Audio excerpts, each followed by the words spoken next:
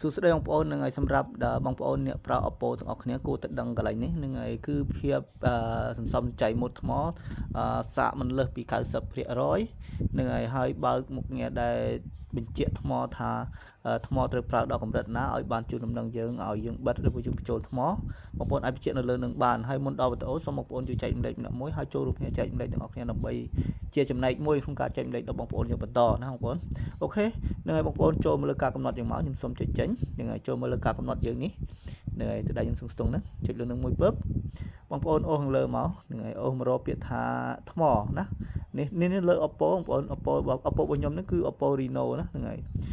ដល់អញ្ចឹងបងប្អូនប៉ះលើថ្មមកបញ្ជាក់លើថ្មហ្នឹងមកប៉ះលើថ្មហ្នឹងហើយវានឹងបង្ហាញថ្មយើងថានៅប្រហែលភាគរយដែលយើងកំពុងតែនិយាយហ្នឹងហើយអូសខាងលើតិចមកបងប្អូនឬបងប្អូនមកមើលពាក្យថាសន្សំសំចៃធម្មពលនេះដៃខ្ញុំអូសហ្នឹងជិះនឹងមួយមកទី1បងប្អូនប្រាប់ថាម៉ូដសន្សំចៃធម្មពលបើសិនបងប្អូនចង់បើកវានឹងបង្ហាញយើងបែបនេះណានឹងឲ្យថាថ្មសន្សំចៃយ៉ាងម៉េចបិទ CG យ៉ាងម៉េចនឹងហើយតែនេះខ្ញុំកន្លែងនេះខ្ញុំដល់ពេលបងប្អូនបិទសន្សំចៃវាឡើងពណ៌លឿងយ៉ាងហើយសន្សំចៃថ្មសម្រាប់ខ្ញុំកន្លែងនេះខ្ញុំបិទចោលនឹងហើយព្រោះវាកាត់បន្ថយវាពិបាកដែរកន្លែងហ្នឹងបន្ទាប់មកបងប្អូនគេថាបិទមុនសំចៃធម្មពលដោយស្វ័យប្រវត្តិនៅពេលបងប្អូនសាកថ្មហ្នឹងហើយសាកថ្មបាន 90% ពឹបអានេះសម្រាប់បងប្អូនដែលគាត់សាកថ្មយូរហ្នឹងហើយសាកថ្មដូចថាដេកមួយយប់អញ្ចឹងសាកមួយយប់ពេញហ្នឹងហ្នឹងហើយកុំឲ្យជិះវាងឲ្យខូចថ្មហើយកុំឲ្យវាផ្ទុះដែរបងប្អូនត្រូវបើកម៉ូដហ្នឹងណាហ្នឹងហើយចុចបើកអញ្ចឹងមកឲ្យវាខៀវអញ្ចឹងមកដើម្បីពេលយើងសាកដល់គ្រប់90វានឹងផ្ដាច់ដោយស្វ័យប្រវត្តិតែហ្មងហ្នឹងហើយវាផ្ដាច់ដោយស្វ័យប្រវត្តិហើយវានឹងបញ្ចូលសឹមចំតែអេក្រង់របស់យើងចំតែទូរស័ព្ទយើងតែប៉ុណ្្នឹងទេអត់លើសចំណុះទេបើសិនបងប្អូនបិទចេះពឹបវាចូលទៅដល់ពេញ 100% ពឹបវាធ្វើឲ្យវាអាត់ដូចថាវាបន្ថែមឲ្យវាពេញខ្លាំងណាបងប្អូននឹងដល់អញ្ចឹងវាអាចធ្វើឲ្យថ្មយើងហើមឬមួយយើងឆាប់ខូចថ្មដែរហ្នឹងហើយបើកកន្លែងនឹងមួយមកហ្នឹងហើយបន្ទាប់មកបងប្អូនគេថាបើកកម្រិតថ្មដែលបានបញ្ជាក់ហ្នឹងចុចបើកអញ្ចឹងវានឹងបង្ហាញថាឲ្យថ្មបងប្អូនពេលបងប្អូនលេងហ្នឹងភ្លេចគិតខ្លួនថាដឹងអស់ថ្មអញ្ចឹងបងប្អូនអាចកំណត់ប្រមាណឲ្យទូរស័ព្ទហ្នឹងជូនដំណឹងថាត្រូវបញ្ចូលថ្មឲ្យដល់កម្រិតបញ្ចូលថ្មឲ្យតែសម្រាប់ខ្ញុំដាក់ 15% ហ្នឹងហើយខ្ញុំសូមដាក់ 15%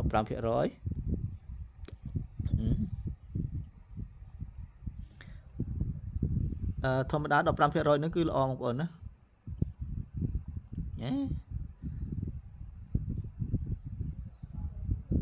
16ក៏16ហ្នឹងហើយដល់ពេល 16% ពឹបវានឹងបញ្ជាក់ជូនដំណឹងខ្ញុំនៅលើអេក្រង់ថាទូរស័ព្ទចិត្តអស់ថ្មហើយឲ្យយើងឆាប់រកកន្លែងបញ្ចូលឲ្យហ្នឹងហើយណាបើសិនបងប្អូនលេងតអស់លេងពឹបលុតគ្រឿងភ្លឹបអត់យូរទេបងប្អូន 4-5 ដងថ្មបងប្អូននឹងខូចហើយណាហ្នឹងហើយអូខេមកមួយទៀតបងប្អូនមកចុចខាងក្រោយនេះមកគេថានេះការបង្កើតប្រសិទ្ធភាពលំនាំដើមហ្នឹងហើយចុចលើនឹងមួយមកកន្លែងហ្នឹងគឺសំខាន់បងប្អូនសំខាន់កន្លែងហ្នឹងហើយគេថាកាត់បន្ថយពន្លឺអេក្រង់បងប្អូនចុចបិទមកហើយដើម្បីឲ្យវាកាន់ថ្មបានយូរនឹងហើយគេថាបដូររយៈពេលបិទបើកអេក្រង់ដោយស្វ័យប្រវត្តិបងប្អូនចុចបិទក៏បានឬមិនចុចបិទក៏បានអាហ្នឹងព្រោះយើងតាំងអេក្រង់ឲ្យយើងលេងបានយូរបន្តិចណាកុំឲ្យវាឆាប់រលត់ហ្នឹងហើយហ្នឹងក៏មួយយ៉ាងហ្នឹងយើងបើកចោលអញ្ចឹងមកគេថាបិទការធ្វើសកម្មភាពផ្ទៃខាងក្រោយនេះសំខាន់ជាងគេបងប្អូនដែលកម្មវិធីគ្រប់កម្មវិធីដែលបងប្អូនលេងតែបងប្អូនលេងហើយអត់បានលេងហើយតែនៅតែវាស៊ីថ្មនឹងឲ្យវាស៊ីថ្មប្រចាំយើងរហូតអញ្ចឹងដល់អញ្ចឹងបងប្អូនបិទអានឹងចោលទៅនឹងហើយដើម្បីឲ្យវាកាន់ថ្មបានយូរនឹងហើយព្រោះអី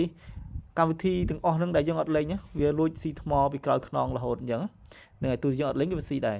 ដល់អញ្ចឹងយើងបិទអញ្ចឹងទៅវាលេងស៊ីហើយស៊ីតែកម្មវិធីណាដែលយើងលេងទេដល់អញ្ចឹងធ្វើឲ្យទូរស័ព្ទយើងនឹងកាន់ភ្លើងបានយូរជាងមុនហើយណាកន្លែងហ្នឹងមកធ្វើកាត់បន្ថយអត្រាផ្ទុកអេក្រង់ឡើងវិញហ្នឹងហើយបើសិនបងប្អូនចង់បិទក៏បិទទៅកន្លែងហ្នឹងអត់បញ្ហាទេអានេះសម្រាប់ខ្ញុំសូមបើកវាចោលទៅហ្នឹងហើយវាអាចជួយបានច្រើនហ្នឹងហើយសង្ឃឹមថាបងប្អូនធ្វើបានគ្រប់គ្នា